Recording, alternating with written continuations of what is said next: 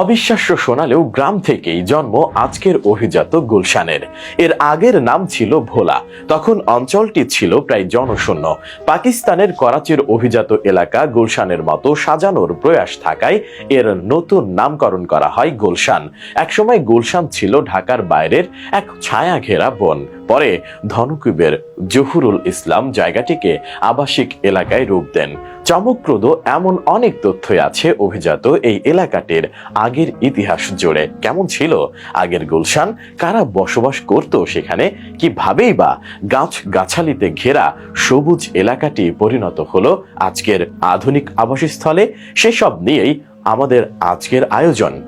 আজকের গুলশান রাজধানী ঢাকার বুকে যেন বিদেশের কোনো চোখ ধাঁধানো আধুনিক শহর। এই গুলশানের দাপুটে ব্যস্ততা ও আভিজাত্য এখন সবারই নজর কাড়ে। অথচ গত শতকের 50 দশকেও জায়গাটি ছিল ছায়া ঘেরা শান্ত। মূল ঢাকার বেশ বাইরে ছিল এর অবস্থান। তখন শুধু ভোলা দ্বীপ থেকে মানুষ এসে চাষাবাদ করত এখানে, তাই ঢাকার লোকজন এর নাম দিয়েছিল ভোলা গ্রাম। এমনকি ঢাকার আশেপাশের মানুষ এখানে গরু চড়াতে আসত। বইপত্রে উল্লেখ আছে 1964 সালের দিকে ছোট বাঘ বা মেছো বাঘের দেখা মিলত গুলশানের বন জঙ্গলে। রাত হলেই পুরো এলাকা হয়ে যেত ঘোর অন্ধকার। যদিও ভোলা গ্রাম এখন বদলে গেছে সহস্রগুণ। ভোলা গ্রামের খোঁজ এখন আর গুলশান রাখে না। পাকিস্তান আমলের শেষ দিকে ভোলা গ্রামের দিকে নজর পড়ে শৌখিন মানুষের। নিরিবিলি বসবাসের জন্য এই অঞ্চলটি নতুন করে সাজানোর উদ্যোগ নেওয়া হয়। দেশ স্বাধীনের পর বাংলার বুক থেকে ভোলা নামটি একেবারে হারিয়ে যায়। তৎকালীন সময়ে ডিআইটির চেয়ারম্যান মাদানী সাহেব পুরো ভোলা গ্রামটি অধিগ্রহণ করেন এবং প্রয়োজনীয় কাঠামো নির্মাণ করেন। পাকিস্তানের করাচিতে ছিল গুলশান নামের একটি অভিজাত এলাকা। মাদানী মনস্থির করেন ঢাকাস্থ অভিজাত এলাকাটির নামও হবে গুলশান। ভোলা গ্রামটি তৈরি করতে গিয়ে নতুন নামকরণ হয় গুলশান, অর্থাৎ ফুলের বাগান।